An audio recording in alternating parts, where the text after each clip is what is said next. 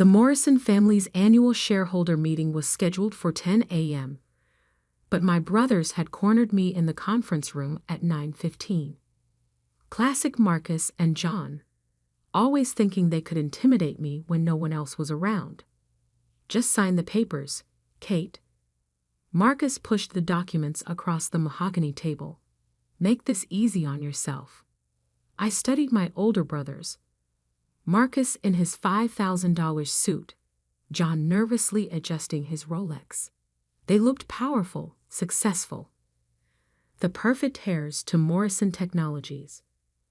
But I saw what others missed, the desperation in their eyes. Why now? I asked quietly, though I already knew.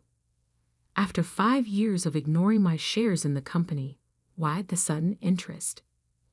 John glanced at his phone again, the 4th time in 10 minutes. The board meeting's in 45 minutes. Sign the transfer documents, take the buyout, and walk away with $2 million. Generous offer. Generous?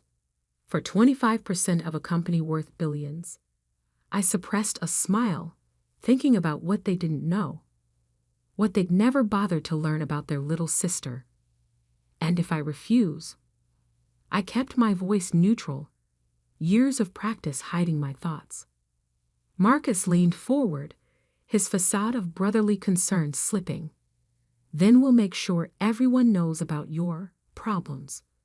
The board won't want a mentally unstable shareholder, will they? Ah, there it was. The threat they'd been building to. 5 years ago, they'd used my breakdown after Dad's death to push me out of operations. For my own good, they claimed. The perfect excuse to sideline the sister they'd always underestimated. My problems, I repeated softly. You mean the 6 months I took off to grieve our father? While you two were fighting over his office before his body was cold. That's not, John started, but his phone buzzed again. This time, his face paled slightly as he read the message. I knew what it said.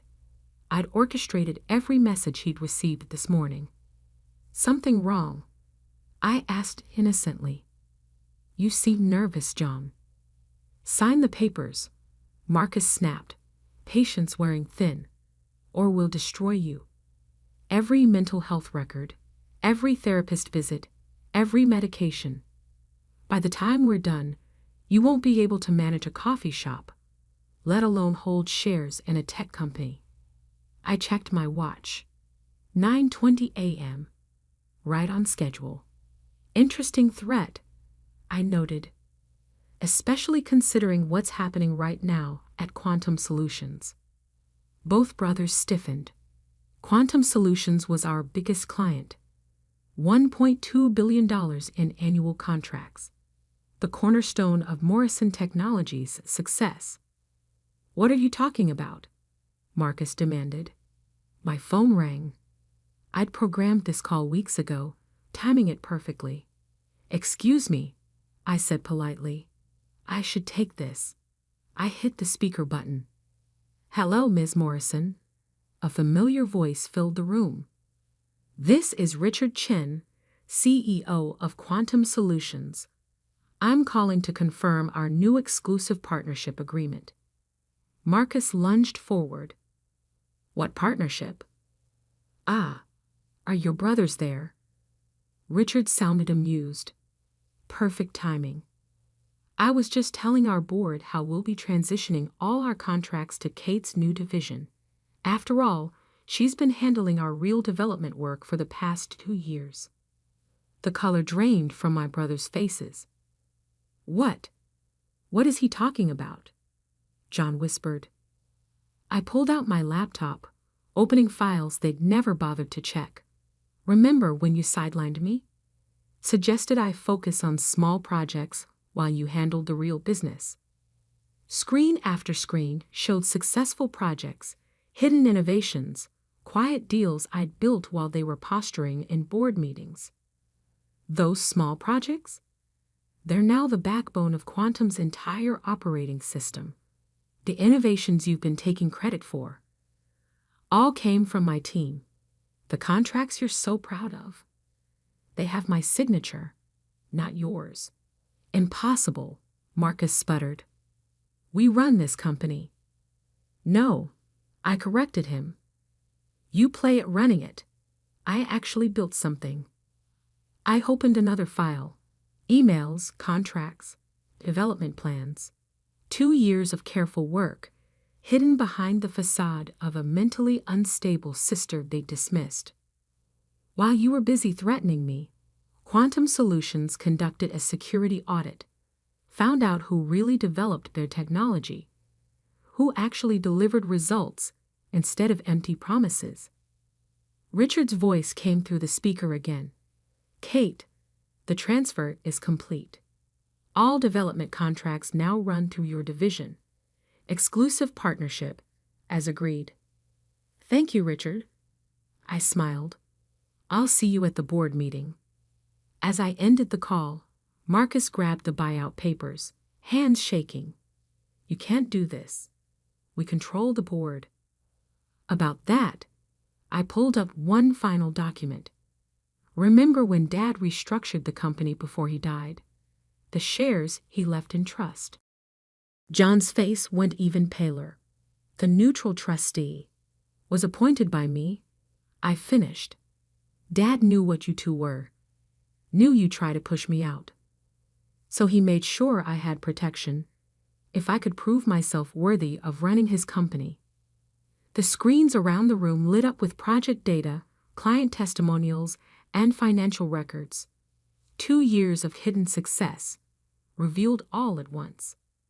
The board meeting starts in 30 minutes. I stood up, straightening my jacket. They'll be very interested in learning who's really been driving this company's innovation. Who really secured our biggest client's loyalty? We're your brothers. Marcus tried. Desperation replacing threats. Family. Family. I laughed softly. You haven't been family since you tried to destroy me after Dad died. You've been obstacles. Now you're just footnotes. I gathered my materials, heading for the door. Oh, and those mental health records you threatened to expose. Release them. Show everyone how I rebuilt myself, developed groundbreaking technology, and saved this company, all while dealing with grief and anxiety. I'm sure the press will love that story. Leaving them in the conference room, I headed to my real office, the one they'd never known about, where I'd spent 2 years building the future they couldn't see. The quiet sister they'd underestimated had just changed the game. And I was just getting started. At exactly 10 a.m., I walked into the Morrison Technologies boardroom. The tension was palpable. 18 board members shifting uncomfortably in their leather chairs, watching the drama unfold. Marcus and John sat at their usual places, faces still ashen from our earlier confrontation. Behind them, a screen displayed the Quantum Solutions logo, a reminder of what they'd just lost. Before we begin, I announced, taking my seat, there are some changes to discuss. I nodded to Amanda, my previously hidden executive assistant. She distributed folders to each board member, detailed reports of the past 2 years' actual operations. What you're looking at, I continued, is the true source of Morrison Technologies' recent successes. Not the public projects my brothers have been taking credit for, but the real innovations that have kept this company competitive. The board members began flipping through pages, their expressions shifting from confusion to shock. Project Phoenix. I clicked through slides on the main screen. The AI integration system that saved Quantum Solutions $300 million last year, developed by my team, not the official R&D department. Marcus started to stand. This is ridiculous. The Neural Network Security Protocol, I continued, ignoring him. The one that just won the Defense Department contract. Also my team. In fact, I pulled up a spreadsheet 73% of our major technological breakthroughs in the past 2 years came from the division my brothers thought was handling small projects. Harold Chen, our lead independent director, leaned forward. Why are we just learning about this now? I smiled slightly. Because after Dad died, my brothers convinced everyone I was unstable, unfit for leadership. It was easier to let them believe that while I built something real. She's lying, John protested weakly. We've been running this company into the ground. I cut him off, switching to financial projections. Your visible projects are over budget, behind schedule, and failing quality controls. The only reason our stock price hasn't crashed is because of my hidden innovations. The boardroom doors opened, admitting Richard Chen from Quantum Solutions and his chief counsel. Perfect timing. I nodded to them. Richard, would you like to explain the new contract structure to our board?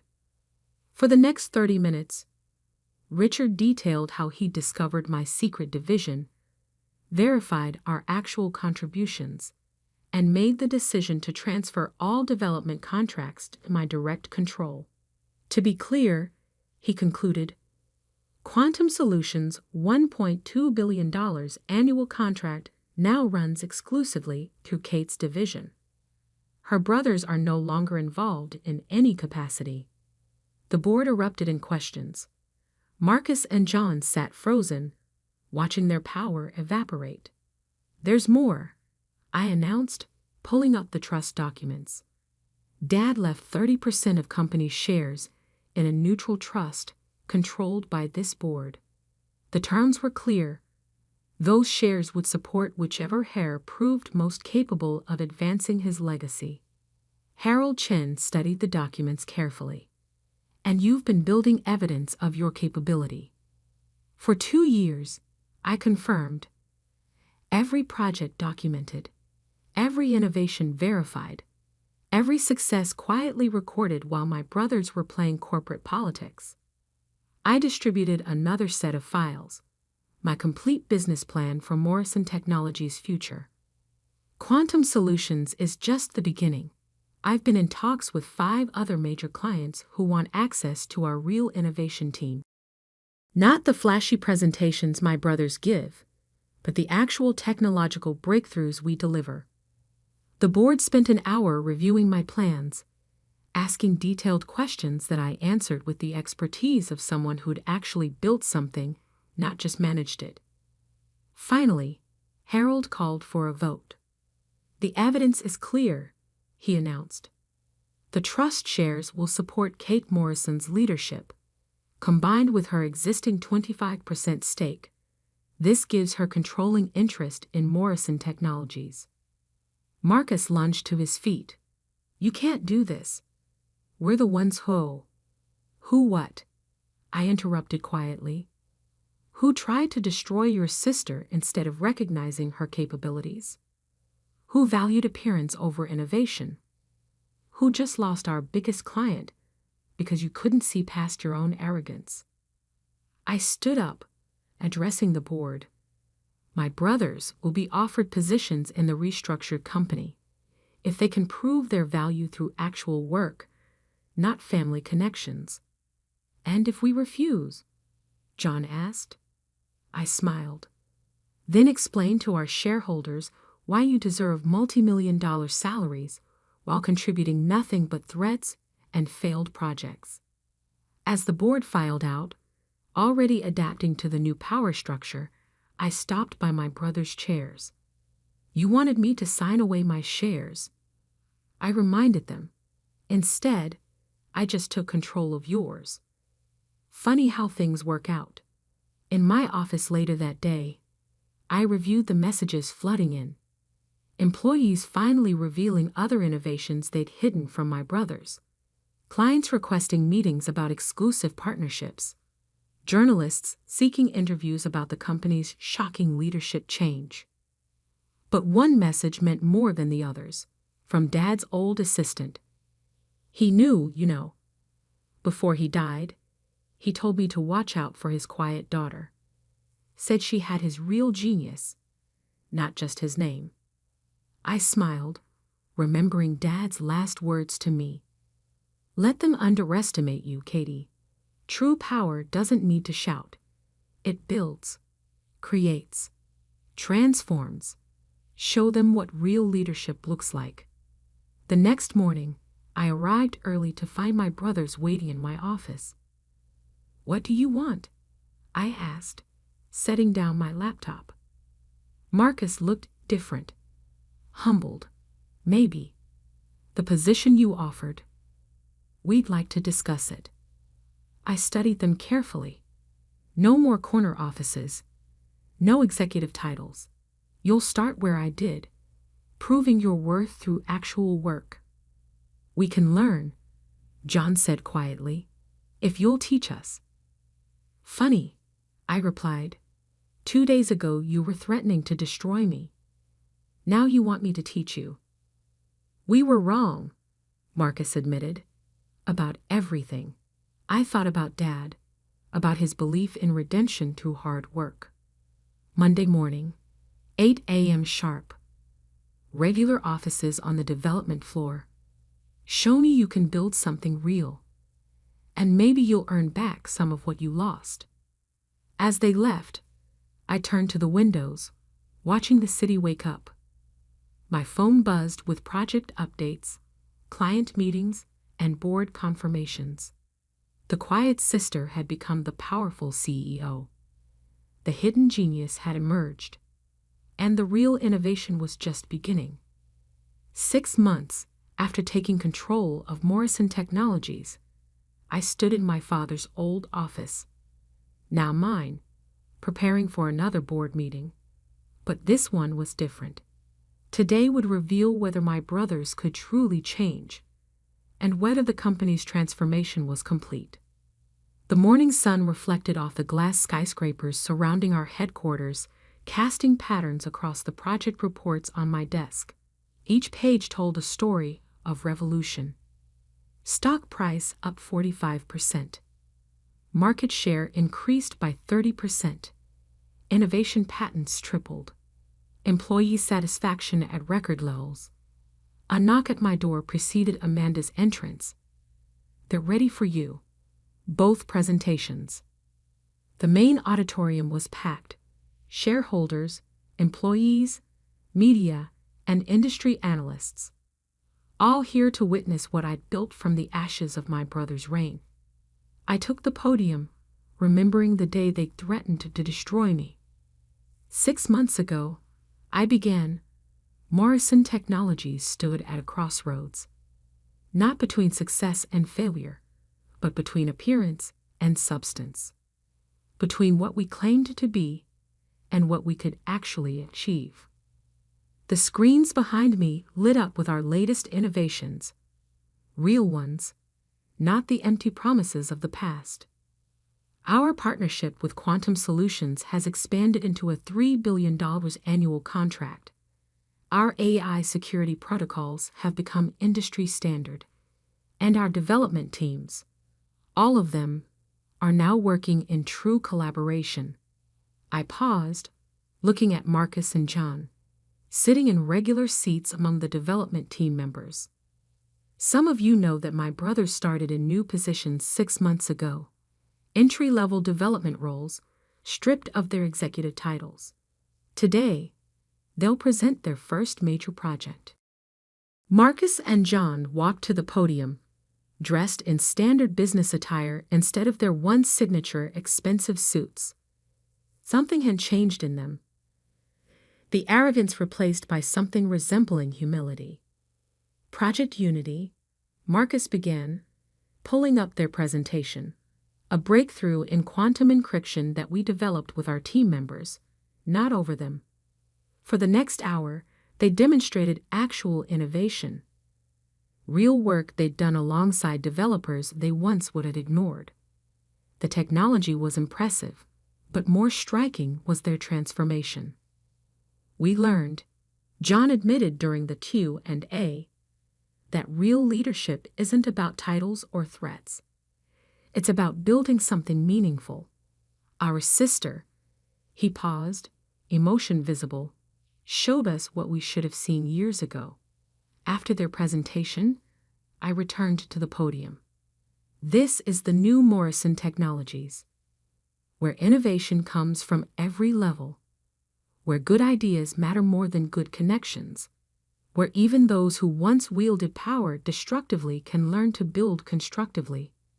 I introduced our new initiatives, an innovation incubator open to all employees, a mentorship program pairing experienced developers with emerging talent, a corporate culture that valued substance over style. Some said we were destroying company tradition, I noted. They were right. We destroyed the tradition of hierarchy over merit, of appearance over achievement, of power over purpose. The screens showed our new organizational structure, flat, collaborative, focused on innovation rather than titles.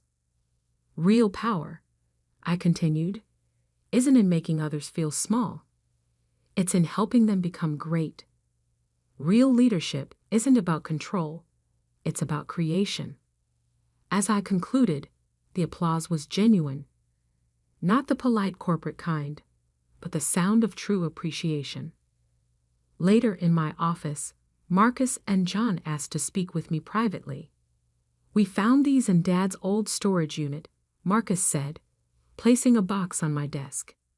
You should see them.